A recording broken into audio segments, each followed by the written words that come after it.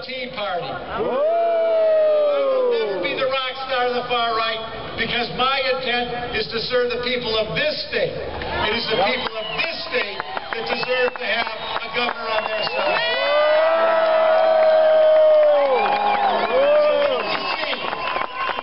We've seen the largest cut to education in this state's history. We've seen the largest cut to this city in our history.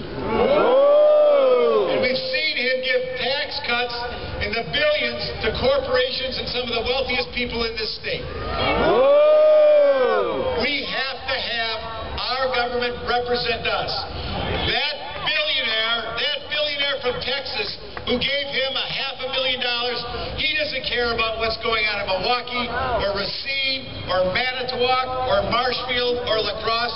They care about a national agenda, and they want Wisconsin to be the experimental lab.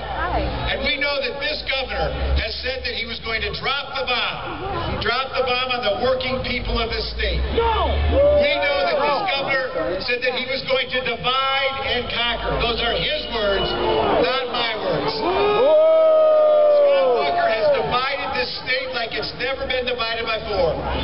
Where neighbors can't talk to neighbors. Where relatives can't talk to relatives because it's too bitter. Because of Scott Walker's Civil War. That's what happened. He intended that to happen. And here's my question. He has divided this state more than any governor in this history. But will we let him conquer this state? No! Will we let him conquer the middle class? No! That's why it's important for you to do everything between now and Tuesday. We are doing this together. We are in this together. We are a team. We are doing this for each other. So I am honored that you are here. Thank you for being here. A place where there were vigorous political debates, closely held elections, and then people got together and figured out what the heck to do.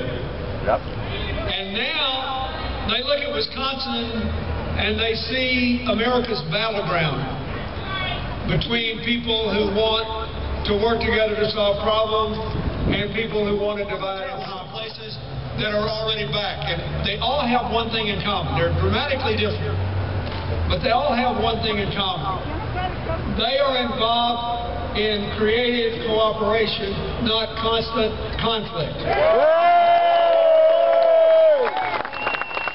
In Chicago, when Rahm Emanuel left the president's office and went home and became mayor of Chicago, and he realized that the Republicans were not going to pass the infrastructure bank, which allows private and public capital to put America back to work, to modernize our country, he created one in Chicago. And I went there for the announcement.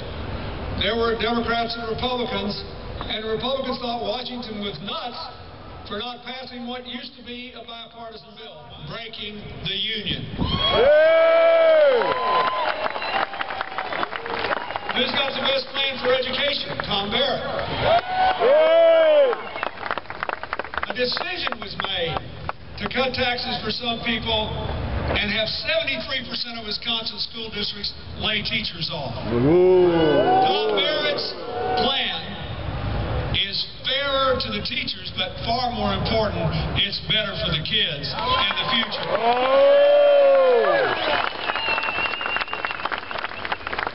Who's got the best plan to prepare our kids to go to college, go to training programs, go to work? Tom Barrett. Who's got the best record in creating jobs? Tom Barrett. You've got a new factory making windmills here. You've got a new factory making solar panels here. He's the head of the Regional Economic Council that turned the Menominee Valley from a brownfield to a commercial success. Nearly 4,000 new jobs.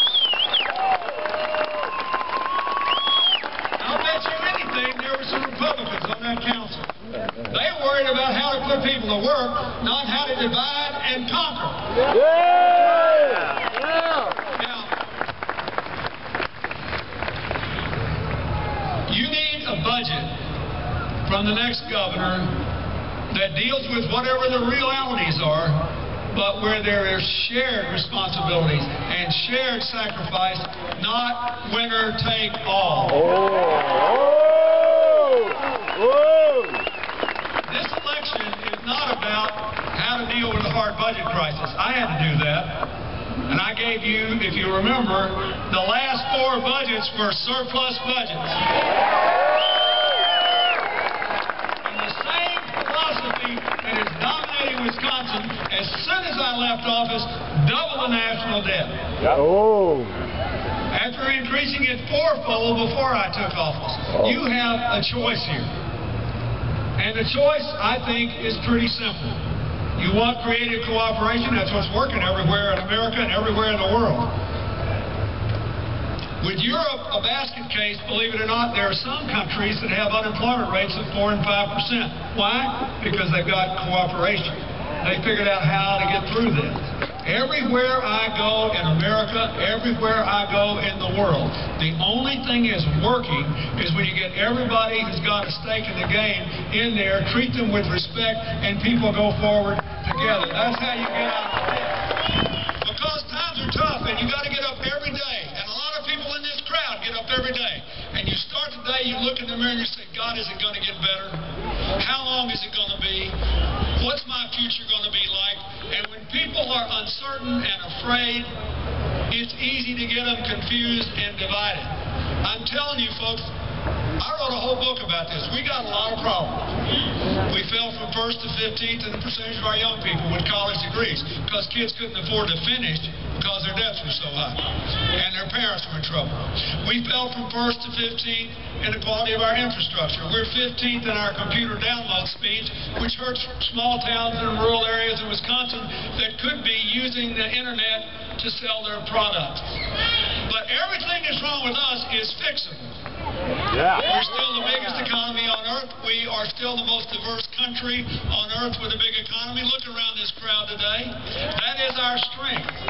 We are still younger than Europe, younger than Japan. In 20 years, we'll be younger than China.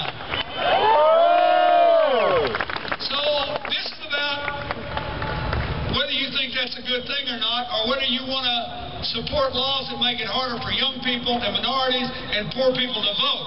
That's what this is about. That's what he did. And he did it to keep the electorate narrow, hoping you wouldn't show up, and to confuse people.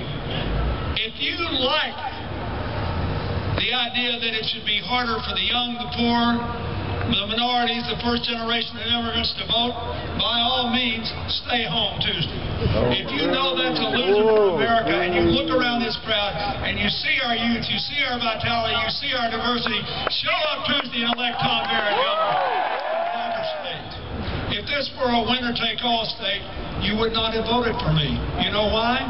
Because in 1992, Wisconsin was one of only 2 states in America that were actually better off than they had been in 1988. The other 48 were worse off. But Wisconsin was better off. Nonetheless, you did. Why? Because you understood that over the long run, we had to build a nation of shared prosperity, shared responsibilities, one nation, undivided.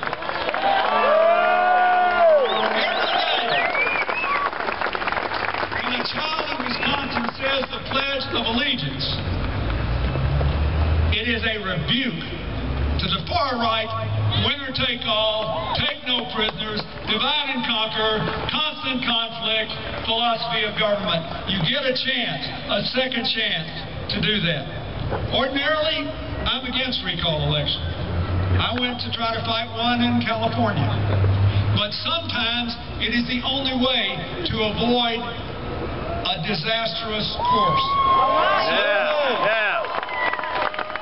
Sometimes it is the only way to avoid being misunderstood. I can just hear it now, Wednesday. All those people that poured all this money into Wisconsin, if you don't show up and vote, will say, see, we got them now. We're finally going to break every union in America. We're going to break every government in America. We're going to stop worrying about the middle class. We don't give a rip whether poor people get to work their way into it. We got our way now. We got it all. Divide and conquer works. You tell them no. You tell them Wisconsin has never been about that. Never will